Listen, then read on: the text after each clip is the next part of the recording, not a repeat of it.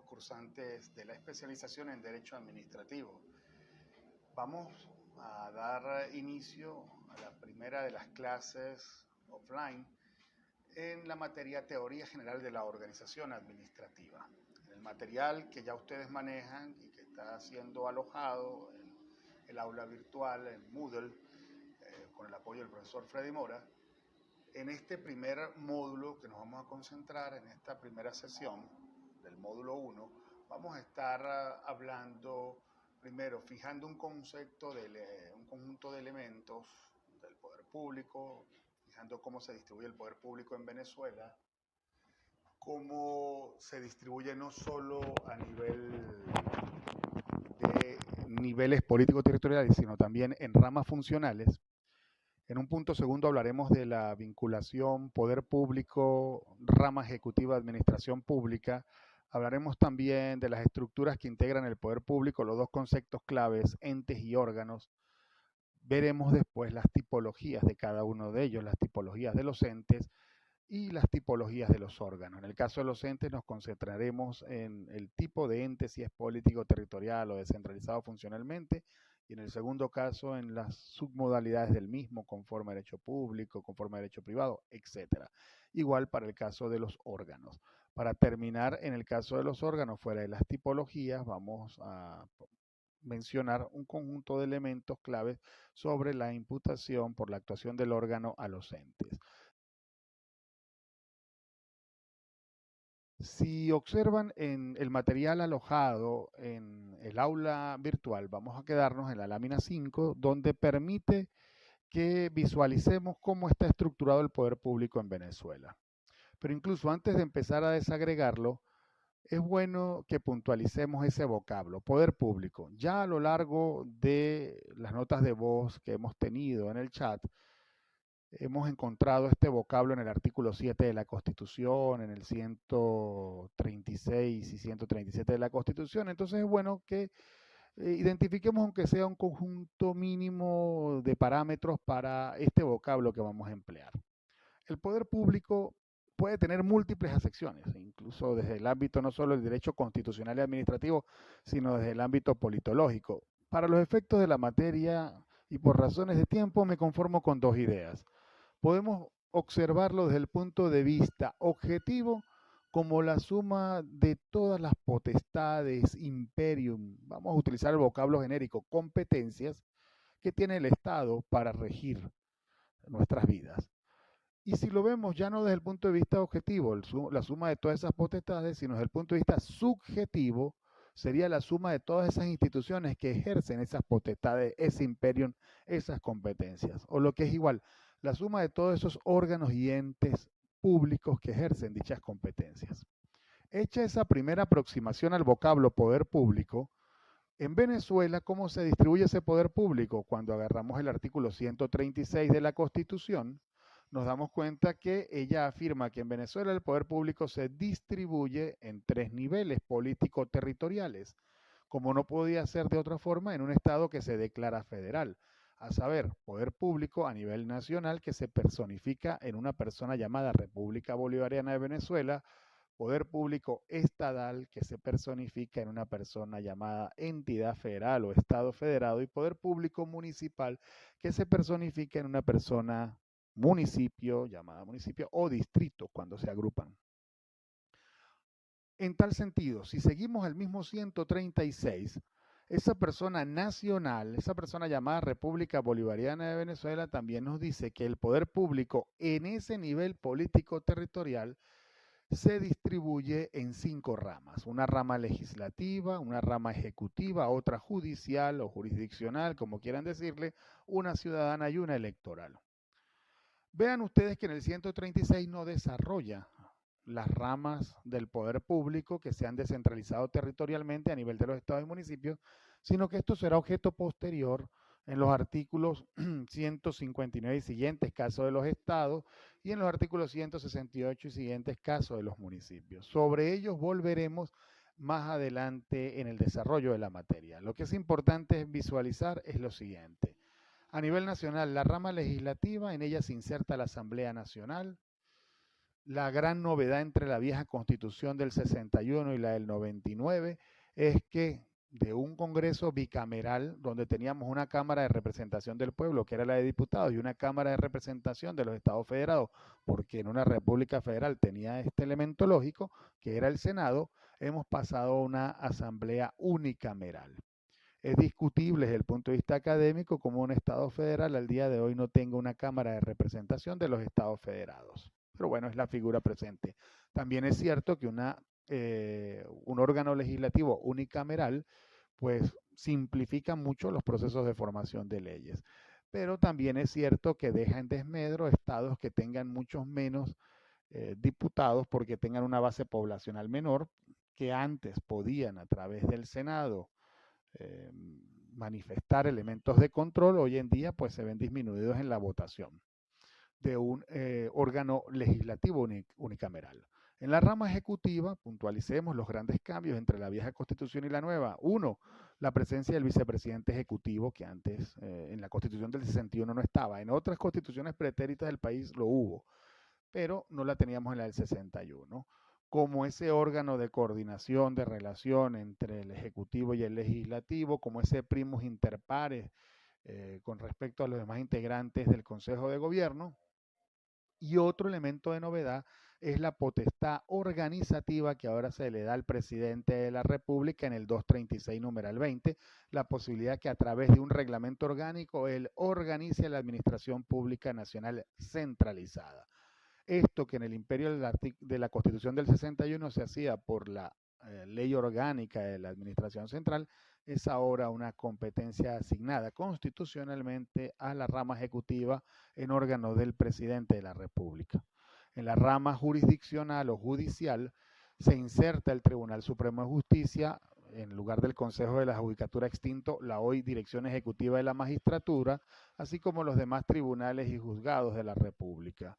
Se han creado otras figuras en el ámbito constitucional como la Escuela Nacional de la Magistratura, la Inspectoría de Tribunales, y si es dentro del ámbito del Poder Judicial y dentro de la estructura judicial, también, aunque estén en otras ramas, se menciona al Ministerio Público y a la Defensoría Pública. A partir de las siguientes dos ramas que vamos a mencionar, hablamos de una novedad absoluta en la Constitución del 99. La incorporación de una nueva rama, la rama ciudadana o el poder moral, integrada por las cabezas y las estructuras de la Contraloría General de la República, Ministerio Público y Defensoría del Pueblo, vino a integrar dos órganos con autonomía constitucional presentes en la Constitución del 61 y agregó uno nuevo, la Defensoría del Pueblo, que no existía en esa Constitución, rama ciudadana que ejerce control sobre las otras a los efectos de la moralidad y de las cabezas de otras ramas del poder público, que a su vez permite filtrar en los procesos de postulación de magistrados del Poder Judicial. Y la quinta rama, integrada por el Consejo Nacional Electoral, lo que antes era el Consejo Supremo Electoral, sustituido por el Consejo Nacional Electoral y dotado al máximo nivel de autonomía con una rama. Sobre ella después haremos un conjunto de consideraciones constitucionales.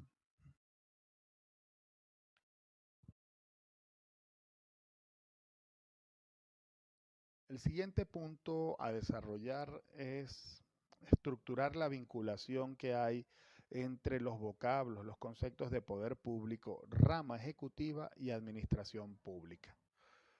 No pierdan el norte, vean que entre estos tres elementos vamos a tener una vinculación continente-contenido, o lo que es igual, el vaso que contiene el agua de los vocablos posteriores.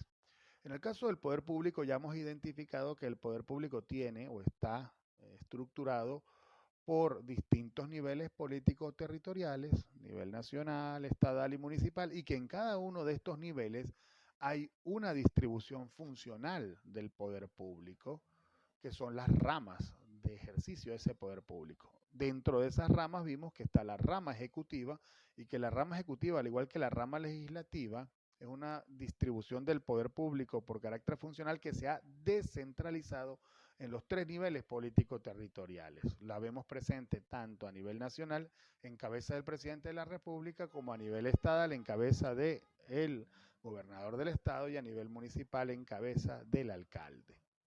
Por lo tanto, el vínculo a poder público rama ejecutiva es continente contenido. La rama ejecutiva se ve inserta dentro del poder público. A su vez, dentro de la rama ejecutiva vamos a encontrar inserta, contenida la administración pública.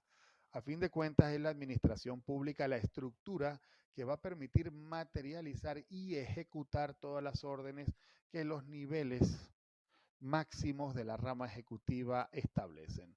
El presidente, el vicepresidente, ministros tomarán decisiones, pero será la administración pública la que permitirá su efectiva ejecución. Asimismo, en la rama ejecutiva es importante, una vez que hemos identificado que está inserta la administración pública, y por lo tanto estaríamos hablando de administración pública nacional o administración pública estatal o administración pública municipal, es importante identificar que esa administración pública puede adoptar dos formas: administración pública centralizada y administración pública descentralizada funcionalmente. En el primer caso, administración pública centralizada, veremos insertos todos los órganos que están estructurados y que están contenidos en la rama ejecutiva, sometidos jerárquicamente a esas cabezas. Si estuviéramos hablando del nivel nacional, hablaríamos de administración pública centralizada, siguiendo también los extremos no solo de la Constitución, sino de la Ley Orgánica de la Administración Pública. Estaríamos hablando de la presidencia, vicepresidencia, ministerios, servicios desconcentrados, órganos desconcentrados y otros órganos que menciona dicha ley, comisionados, etcétera. Si estuviéramos hablando a nivel de los estados federados, tendremos que atender a lo que digan sus constituciones estadales, que deben dictarse para organizar a los órganos del poder público de ese nivel, así como sus respectivas leyes de administración pública. Y si estuviéramos hablando de la administración pública centralizada a nivel de los municipios, tendríamos que atender, fuera de lo que diga de la Constitución, a lo que regule la Ley Orgánica del Poder Público Municipal, así como las ordenanzas de administración pública que pudieran haberse dictado. En el caso de la administración pública centralizada a nivel municipal, estaría inserta la alcaldía, la sindicatura municipal y cualquier otra figura, digo estas de desarrollo de la Ley Orgánica Público Municipal, pero cualquier otra que regulen las ordenanzas de administración pública del respectivo municipio.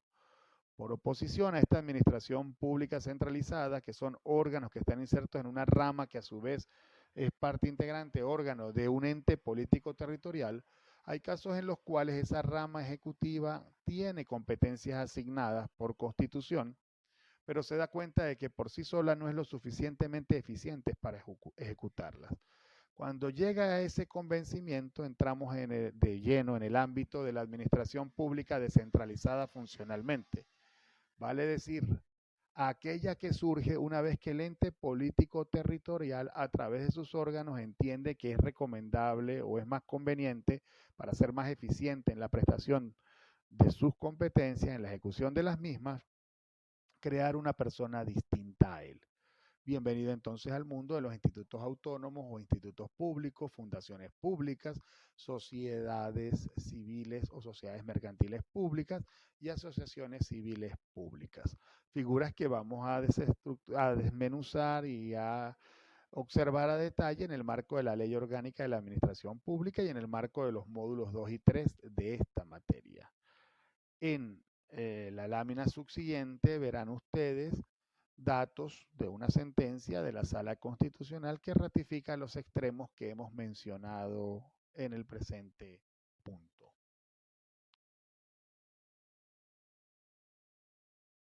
El tercer punto a desarrollar es la de fijar primero la determinación, el carácter de estas dos grandes estructuras que tienen que ver con el poder público, con la rama ejecutiva y en nuestro caso con la administración pública, como son los vocablos ente y órgano. Vean que a lo largo de las notas de voz que hemos tenido en la fase introductoria como en esta presentación, estos dos vocablos los vamos a encontrar a lo largo y ancho de las leyes del sector público. Ya los veíamos implícitos en algunos casos y explícitos en otros en el 7 de la Constitución, 136 y 137 de la Constitución. Por lo tanto, es importante fijar qué es eso de ente y órgano. En primer aspecto que quiero que fijemos es que el punto de separación entre una figura y otra será la personalidad jurídica. Si tiene personalidad jurídica, será un ente. Si no la tiene, será un órgano. Vean que aquí esto es como el sistema binario en matemática. ¿Eres cero o es uno? No hay otro, no hay punto medio, no hay menos uno, no hay dos. Igual acá, es un sistema dicotómico. ¿Eres ente o eres órgano?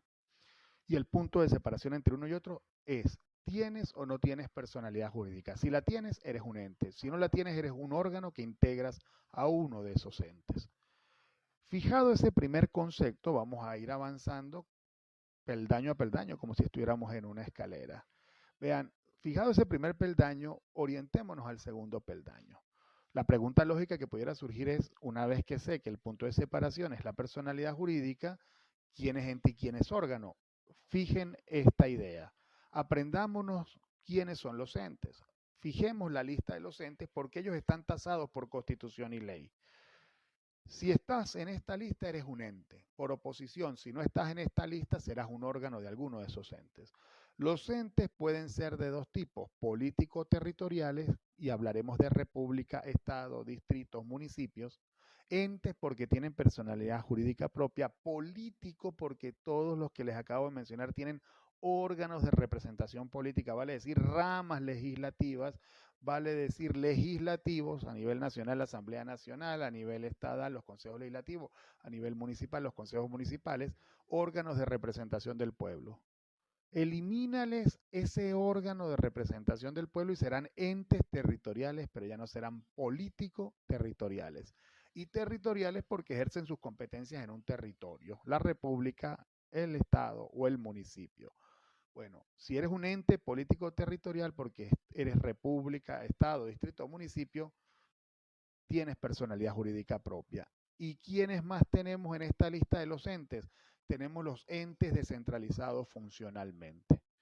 Si seguimos a la Ley Orgánica de Administración Pública, hablaremos de institutos autónomos o institutos públicos, sociedades civiles públicas, sociedades mercantiles públicas, asociaciones públicas, civiles públicas y fundaciones públicas. En el caso de los entes descentralizados funcionalmente, les decimos entes porque tienen personalidad jurídica propia, distinta del ente político territorial que les creó, distinta de la república, del estado, del distrito o municipio.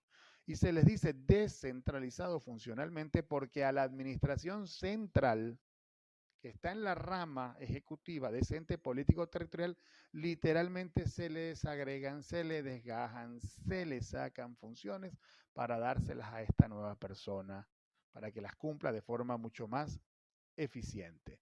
Sobre la estructura de estas tipologías, acto seguido pasaremos a irlas desarrollando. Se cita al profesor Peña Solís para dar una estructura de lo mencionado. Conmino a la lectura de la cita que se les está proyectando, pero también a esta metáfora. Miren, cuando hablemos de órgano oyente, en la idea más básica, ¿de dónde deviene esa terminología? Deviene en que entre el Estado se hizo un símil con la persona jurídica, la persona natural, la de carne y hueso. Vean ustedes, todos nosotros somos personas, tenemos personalidad jurídica propia, podemos vincularnos con otras personas y todos tenemos dentro de nosotros mismos órganos que cumplen funciones. Todos tenemos un corazón que bombea sangre, hígado que la filtra, en fin, tenemos órganos que cumplen funciones. Cuando esos órganos cumplen sus funciones, la persona puede vivir y vincularse con otras. Esa metáfora tráigansela para el Estado y es igual. Hay una persona llamada República Bolivariana de Venezuela que tiene dentro de sí órganos que cumplen funciones. Cuando esos órganos cumplen sus funciones, esa persona llamada República Bolivariana de Venezuela puede vivir y vincularse con otras personas. Tiene un órgano que dicta leyes, Asamblea Nacional, tiene un órgano que ejecuta lo que ordena esa Constitución y las leyes, donde está la presidencia, vicepresidencia, ministerio, servicios desconcentrados, tiene un órgano que dirime conflictos entre particulares e incluso entre ramas del poder público de ese mismo ente. En fin, tiene órganos que cumplen funciones. Con esa idea en mente, veamos ahora sí lo que nos dice el profesor Peña Solís cuando refiere que lo que quiere decir que la estructura organizativa de la administración pública se deriva de la sistematización de los entes y de los órganos que forman parte de estos. En este orden de razonamiento, si se pretendiera hacer una especie de radiografía de esa estructura, se obtendría el siguiente resultado. Un primer nivel constituido por los entes o personas jurídicas que integran a la administración, verbigracia de la República, institutos autónomos, universidades, etc. Vean, hasta ahora nos ha mencionado el profesor Peña Solís, entes. Y un segundo nivel constituido por los órganos en los cuales se descomponen esas personas jurídicas. Si me permiten la metáfora, los órganos que lo integran, los órganos que tienen por dentro. Por ejemplo, en el caso de la República, los ministerios, el Consejo de Ministros, el Consejo de Estado, y agregaría uno, y la Asamblea Nacional, si es la República, la Contraloría General de la República, Defensoría del Pueblo, Ministerio Público, estaríamos hablando del Tribunal Supremo de Justicia, Dirección Ejecutiva de la Magistratura, todos aquellos que les mencioné, las ramas del poder público, etcétera. Y en el caso de los institutos autónomos, por ejemplo, sus juntas directivas, presidencias, gerencias, y en el de las universidades, el consejo universitario, consejo de facultad, consejo de escuela, etcétera. Por supuesto que el ejemplo utilizado está referido a la Administración Pública Nacional, pero igualmente resulta válido mutatis mutandi para las administraciones estatales y municipales. En el caso de los estados, por eso les decía, atendamos a lo que digan sus constituciones estatales, y en el caso de los municipios a lo que digan tanto la Ley Orgánica del Poder Público Municipal como sus ordenanzas municipales en materia de administración pública. Pero si estuviéramos hablando de un municipio y siguiendo la ley orgánica del Poder Público Municipal y de la Constitución, serían órganos del municipio el Consejo Municipal, la Alcaldía, el Consejo Local de Políticas Públicas, la Sindicatura Municipal, los cronistas, figuras creadas en la ley orgánica del Poder Público Municipal, el Contralor Municipal.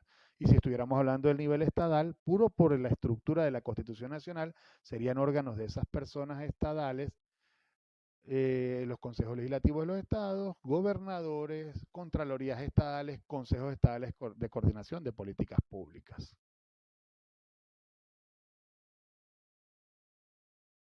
Punto siguiente, una vez que hemos fijado, sigamos subiendo nuestro peldaño a peldaño, vamos a subir nuestra escalera, una vez que hemos fijado el punto de separación entre los órganos y entes, la personalidad jurídica, una vez que hemos fijado conceptos para los entes y los órganos, vamos a ver sus tipologías.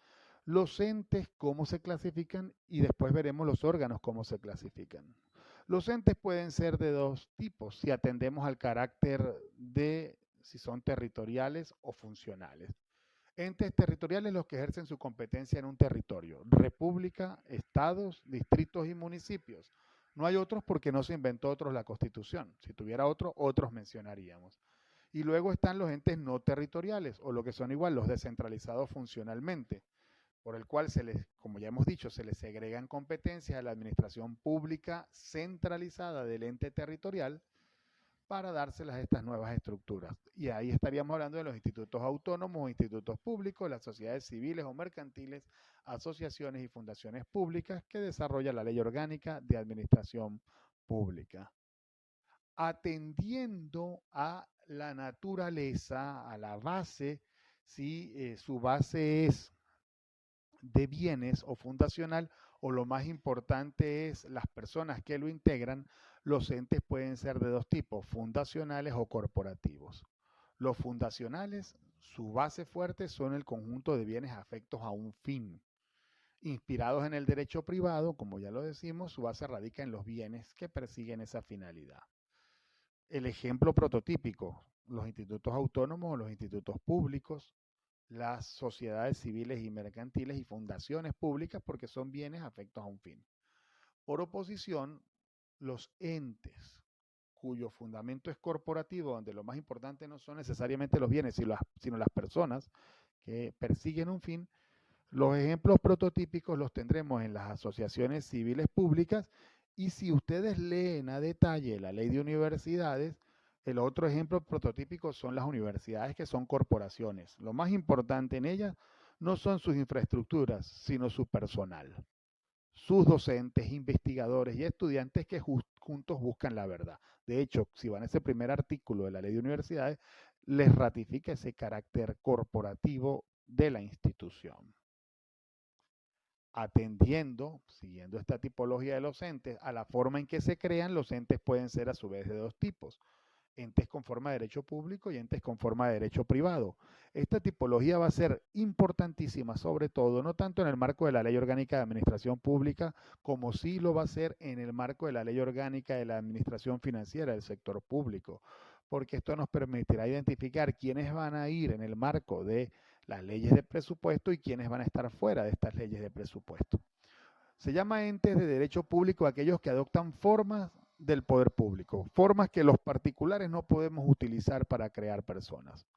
Por antonomasia, los institutos autónomos y institutos públicos, vean ustedes, se crean por ley. Los particulares no podemos dictar leyes. Consecuentemente, su forma de creación es evidentemente derecho público. También pudiéramos hablar por antonomasia de las universidades públicas que se crean por decreto. Los particulares no emanan decreto. Por oposición, hay un conjunto de entes que se crean en el poder público, en el cual el poder público se sirve de las figuras que están en el Código Civil o en el Código de Comercio, lo que es igual en el derecho privado, y que a su vez son creadas respetando, por supuesto, todas las reglas y pasos contempladas en el derecho privado. Los ejemplos paradigmáticos son las sociedades civiles y mercantiles, las fundaciones públicas y las asociaciones civiles. Vean, en el caso de las sociedades mercantiles acuden al Código de Comercio y en las restantes al Código Civil. Se dicen con forma de derecho privado porque ahí sencillamente el poder público se pliega a las formas que regula el Código Civil o el Código de Comercio. Esto va a tener consecuencias prácticas en la siguiente tipología que mencionaremos. En el caso de los entes con forma de derecho privado, a su vez, se pueden subdividir en dos tipos, si son con fines o sin fines empresariales. Entes descentralizados funcionalmente con forma de derecho privado con fines empresariales son los que se crean bajo la figura de una sociedad mercantil y, muy importante, según la Ley Orgánica de la Administración Financiera del Sector Público, si me permiten la metáfora, que viven de lo que producen. ¿Por qué es importante esta separación? Porque este tipo de entes, su presupuesto no va a estar aprobado en el marco de las leyes de presupuesto, de la Ley de Ingresos y Gastos Públicos de la República. Su presupuesto va a ser aprobado por el presidente de la República conforme a un procedimiento más simple y abreviado que se regula, por ejemplo, en el reglamento número 1 que regula lo que es el proceso presupuestario. Y la explicación es lógica: si ellos viven de lo que producen, no impactan el presupuesto de la República. Por oposición están otros entes descentralizados funcionalmente con forma de derecho privado sin fines empresariales. Son aquellos que se crean con formas del derecho civil o, aún siendo empresas con derecho mercantil, no viven de lo que producen, sino que reciben transferencia. En estos casos, ellos van a ir en la Ley de Ingresos y Gastos Públicos. Ahí se insertan las asociaciones civiles, sociedades civiles, fundaciones e incluso, pudiera uno afirmar, las mismas sociedades mercantiles si no viven de lo que producen, por una razón, porque entonces van a vivir a través de las transferencias de recursos públicos que reciban del ente político territorial que les cree. Vean cómo estos conceptos van a tener aguas abajo consecuencias en otros cuerpos normativos y en otras materias que ustedes desarrollarán a lo largo de la especialidad.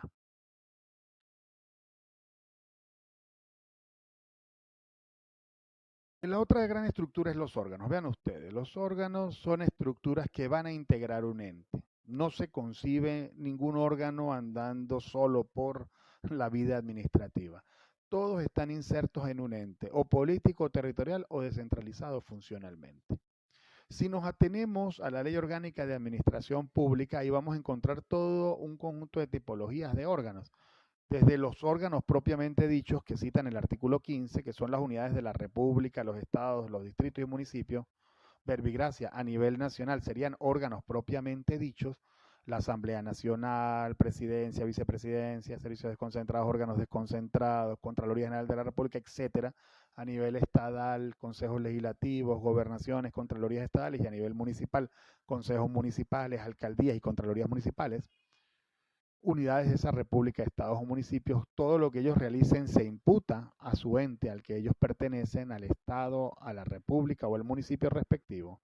Hablarán de unidades administrativas internas, que son esos órganos internos que solo tienen vinculación o trabajo a lo interno de la institución, Si estuviéramos hablando, por ejemplo, a lo mejor en un ministerio, que es un órgano propiamente dicho de la República, estaríamos a lo mejor hablando de esa gerencia, oficina o dirección de recursos humanos o de planificación o de presupuesto, que aunque es un órgano, no vincula directamente a la República porque su trabajo es interno.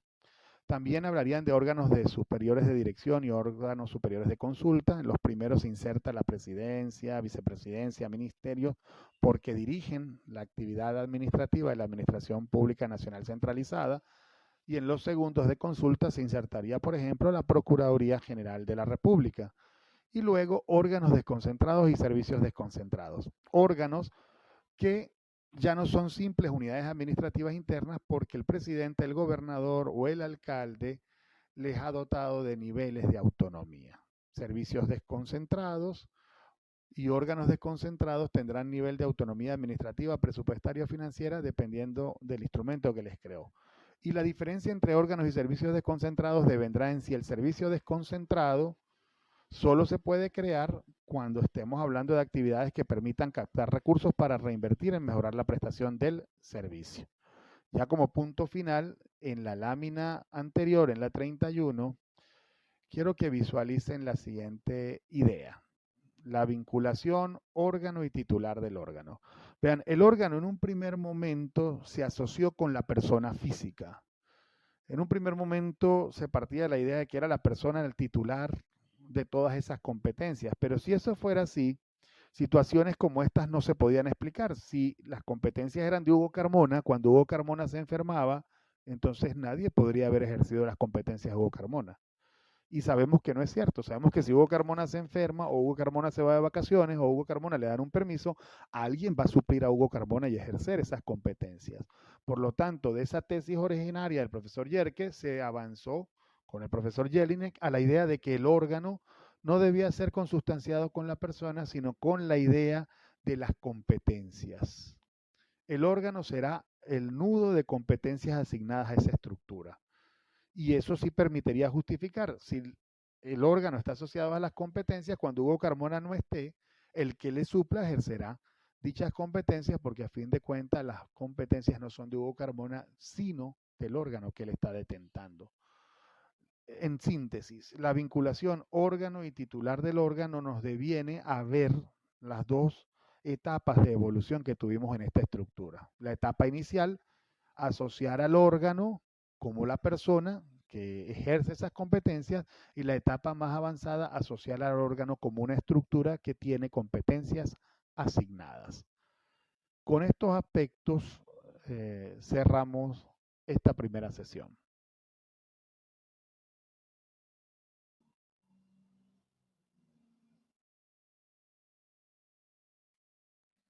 Ya para cierre, un aspecto que es clave, la imputación del ente por actuación del órgano. Vean ustedes, amigas y amigos, todos los entes, como ya hemos dicho, tienen órganos dentro de sí y esos órganos cumplen sus funciones. Y cuando esos órganos cumplen sus funciones, el ente puede actuar y vincularse con otras personas. En tal sentido, la actuación del órgano es imputable al ente. Si me permiten la metáfora, si Hugo Carmona firma un contrato, sería ilógico demandar a la mano izquierda con la que Hugo Carmona firmó el contrato. Se demanda a la persona. Igual pasa con esta vinculación órgano-oyente. El Estado, vaya a la publicidad, el Estado Bolivariano de Mérida firma un contrato con el profesor Freddy Mora de honorarios profesionales por órgano de la Procuraduría del Estado. Sería ilógico que si la Procuraduría incumple, el profesor Freddy demande a la Procuraduría. El profesor Freddy va a demandar a la persona, al Estado Bolivariano de Mérida, que por órgano de la Procuraduría firmó un contrato con él, y es el Estado Bolivariano de Mérida el que, si termina perdidoso, indemnizará. Entonces, es importante que tengamos presente que toda actividad de un órgano, cuando la hace en el marco de su competencia, vincula al ente al que pertenece. Entonces, ese aspecto es clave, recuérdenlo, a nadie se le ocurriría demandar el hígado de alguien o el corazón de alguien o la mano izquierda de alguien con quien firmó. Yo demando a la persona igual. En sana lógica, cuando estemos hablando y cuando estemos trabajando en vía jurisdiccional, se empieza por demandar es al ente, que por actuación de un órgano X, Y o Z me causó un daño. Ya con esa idea final, cerremos actividad.